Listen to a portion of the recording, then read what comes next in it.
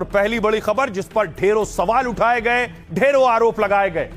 अतीक के बेटे की मौत का सच सामने आ गया है। बहुत से लोग इसे हत्या और साजिश से जोड़ रहे थे। पहली बार अतीक के बेटे की गाड़ी का वीडियो सामने आया है जिसमें क्रेटा गाड़ी डिवाइडर से टकराते हुए और ऊपर उछलते हुए दिख रही है। इसी गाड़ी में अतीक का बेटा अवान सवार था। यह हादसे की रियल तस्वीर इस वक्त आप देख रहे हैं।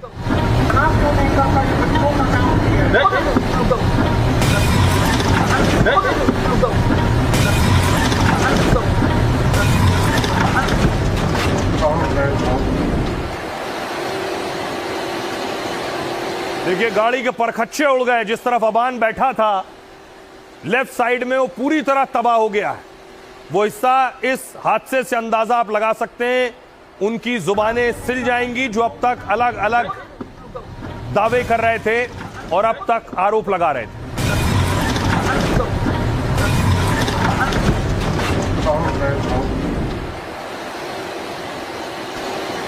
गाड़ी का हाल देखिए जरा। टकराने के बाद डिवाइडर से गाड़ी का हश्र क्या हुआ। अब आपको दिखाऊं पूरा हादसा हुआ कैसे। आगे गाड़ी जा रही है, पीछे वाली गाड़ी में रिकॉर्डिंग हो रही है कि आगे गाड़ी चल रही है। गाड़ी देखिए आगे ओवरटेक करती है गाड़ी को, ध्यान से देखिएगा।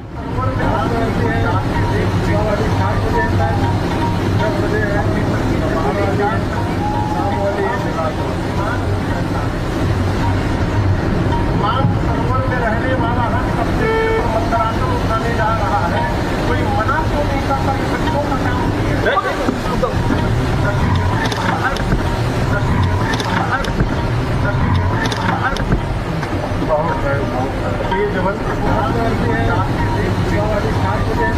जिस वक्त आप देख रहे हैं गाड़ी तेज रफ्तार से आगे बढ़ती चली जा रही है। अंदाजा लगाइए 120 130 की रफ्तार होगी गाड़ी की। तेज रफ्तार गाड़ी है और देखिए ये ओवरटेक करते ही जैसे ही आगे की तरफ बढ़ती है और अचानक पता नहीं क्या होता है, गाड़ी देखिए उल्टी तरफ जाती है और वहीं डिवाइडर शुरू होता है जहां सीधी टक्कर।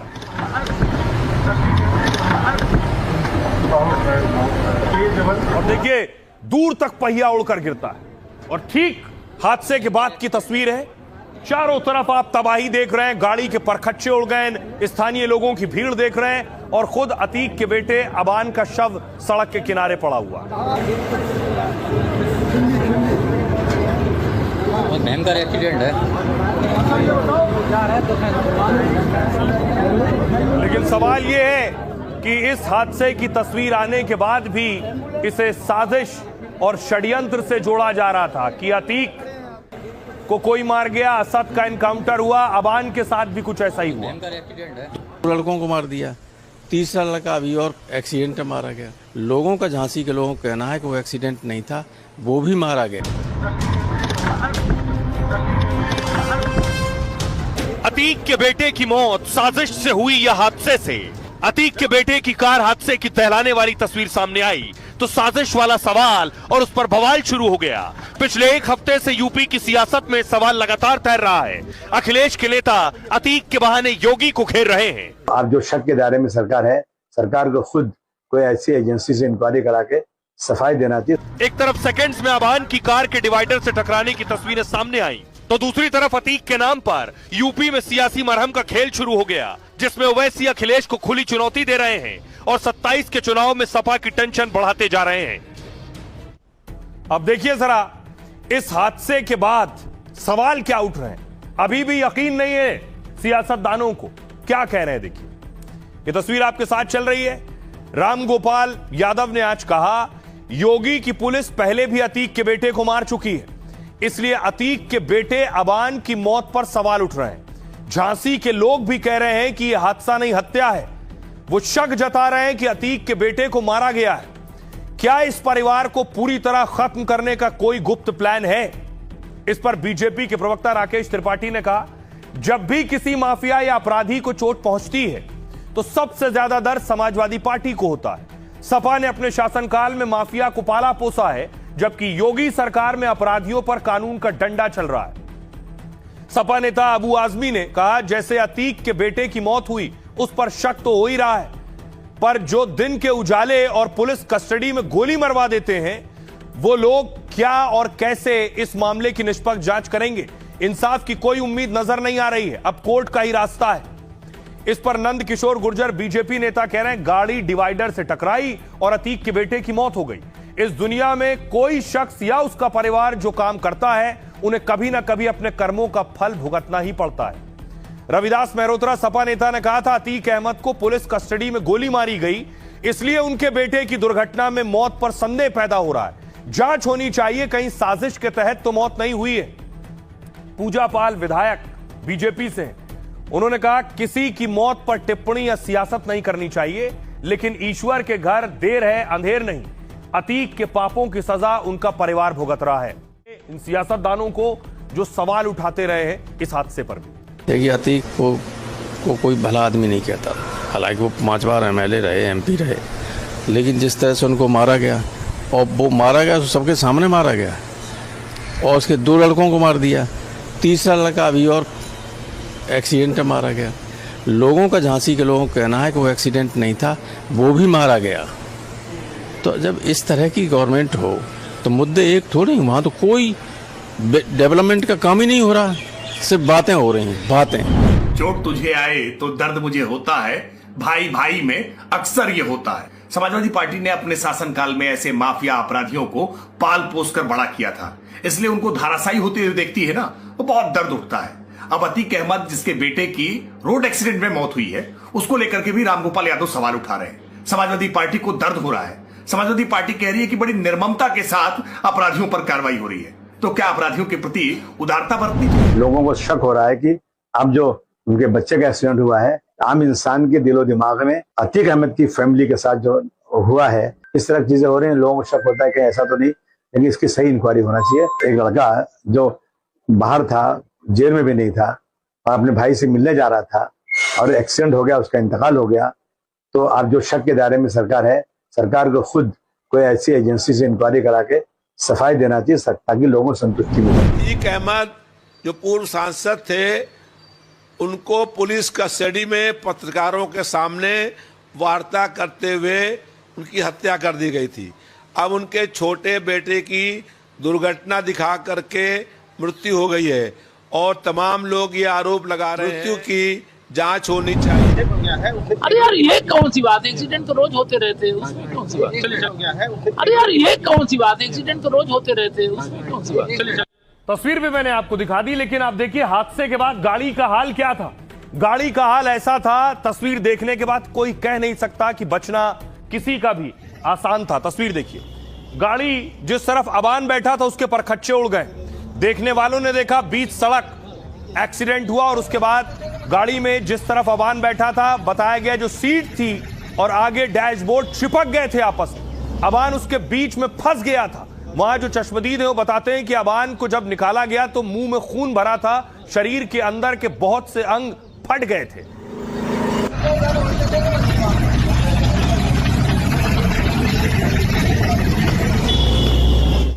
अब सवाल उठाने वालों के लिए खास तौर पर वो ये तस्वीर जरूर देखें और देखें कि आखिर कैसे एक्सीडेंट हुआ, डिवाइडर से कैसे कार टकराई और कैसे उसके परखच्चे उड़ गए। उस हादसे की रोंगटे खड़ी कर देने वाली तस्वीरें पहली बार सामने आई। अबान जेल में बंद अपने भाई अली से मिलने जा रहा था। वो झांसी से बस 70 किलोमीटर दूर था, तभी यह दर्दनाक हादसा हो गया। हाईवे पर अतीक के बेटे की कार आगे चल रही थी, गाड़ी को ओवरटेक करती है।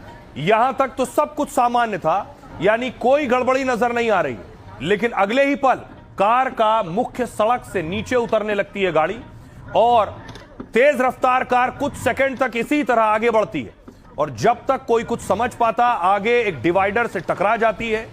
सड़क के बाईं ओर डिवाइडर जहां से शुरू होता है वहीं कार टकराई है। बताया जा रहा है कि कार की रफ्तार करीब 150 किलोमीटर प्रति घंटा थी, इसलिए डिवाइडर से टकराते ही करीब 5-6 फीट ऊपर हवा में उछली है गाड़ी, और जब सड़क पर गिरी तो वो हिस्सा सबसे ज्यादा चकनाचूर हुआ। कार में जिस तरह अतीक का बेटा अबान बैठा हुआ था, जिस तरफ बताया गया कि इस हादसे में अबान समेत 2 लोगों की मौत हुई, लेकिन अतीक के बेटे की कार अचानक डिवाइडर से टकराई कैसे?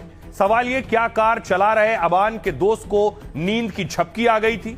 क्या अबान का दोस्त जैद नशे की हालत में कार चला रहा था? क्या सड़क की हालत ऐसी थी कि ओवरटेक करते ही बैलेंस बिगड़ा।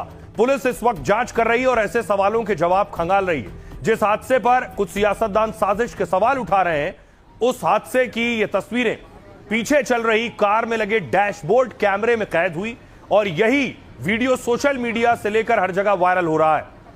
अतीक का बेटा कार में सवार था। अबान जिस क्रेटा कार में बैठा हुआ था वो मोहम्मद जैद के नाम पर रजिस्टर्ड थी।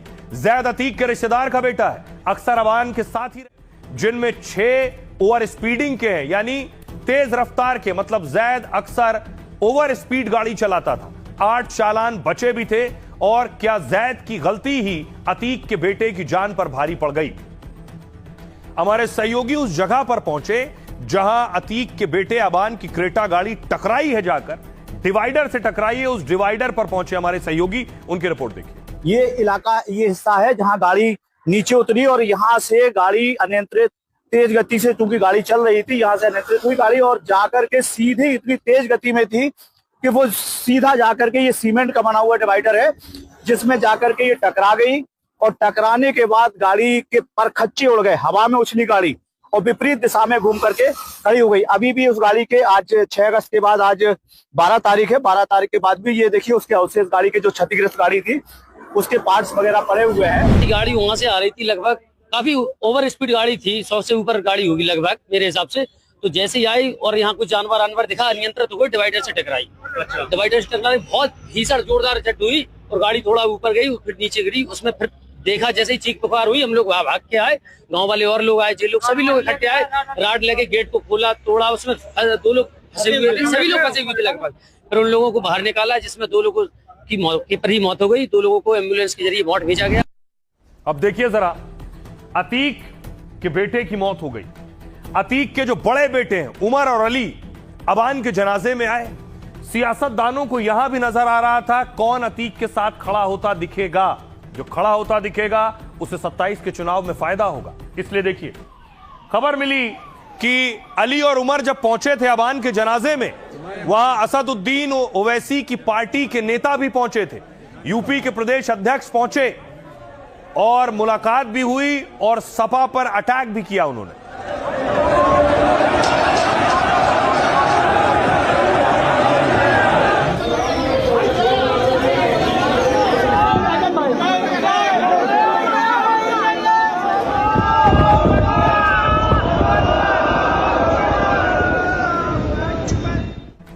क्योंकि अतीक के बेटे उमर, ऐसा कहा जाता है कि वो ओवैसी की पार्टी के साथ जुड़े हुए हैं। ये तस्वीर आप देख रहे हैं, ये है शौकत, ओवैसी की पार्टी के यूपी प्रदेश अध्यक्ष। शौकत पहुंचे थे जनाजे में और शौकत ने मुलाकात की उमर से। अब देखिए, मुलाकात तो हुई, हर मुलाकात के मायने होते हैं। एक तो संवेदना प्रकट करने गए, दूसरा सियासतदान हर चीज को सियासत के नजर से भी देखते हैं, इसलिए भी सवाल उठ रहे हैं। हुआ ये आप देख रहे हैं, अतीक के बेटे अली, उमर और उधर शौकत बैठे। अतीक के बेटे की मौत पर सियासी मातम और मरहम शुरू हुआ। अबान की मौत पर सबसे ज्यादा सवाल तो अखिलेश की सपा ने उठाए, लेकिन इसे लेकर ओवैसी की पार्टी MIM सियासत में पीछे नहीं। अतीक के बेटे के जनाजे में ओवैसी के खास नेता भी पहुंचे थे। यूपी MIM के अध्यक्ष शौकत अली ने कांग्रेस सपा पर सवाल उठाए। कहा, जो लोग अतीक भाई के नाम से शेर पढ़कर नेता बने हैं, वो कांग्रेस के वो सांसद भी अतीक के बेटे के जनाजे में नहीं आए। जिस सपा से अतीक सांसद थे उसका भी कोई नेता क्यों नहीं आया? अबान के जनाजे में शामिल हुए शौकत अली ने और उमर से मुलाकात की और पुलिस के घेरे में शौकत एक मस्जिद में अतीक के दोनों बेटों से मिले। खबर है कि दोनों भाइयों ने शौकत के जरिए ओवैसी को पैगाम भेजा था।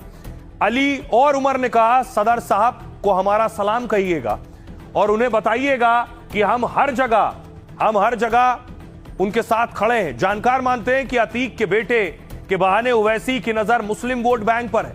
ओवैसी ने 2027 में यूपी में 200 सीट पर चुनाव लड़ने का ऐलान किया है। खुद शौकत अली बहराइच के मटेरा से चुनावी मैदान में, इसलिए मुसलमानों को साधने का कोई मौका छोड़ना नहीं चाहते। फिर अतीक के परिवार का ओवैसी से पुराना कनेक्शन भी है। 2022 के चुनाव से पहले शाइस्ता और उमर MIM में शामिल हुए थे। बाद में शाइस्ता BSP के साथ हो गई और उमर MIM के सदस्य बने रहे थे। आइए अब आपको सुनवाता हूं, शौकत अली को सुनिए क्या कह रहे हैं। जिन लोगों ने अतीक भाई के नाम से शेर पढ़ करके नेता बन गए, जो अतीक भाई को अपना बाप कहते थे, ऐसे कमसर उनके बच्चे के जनाजे में नहीं गए।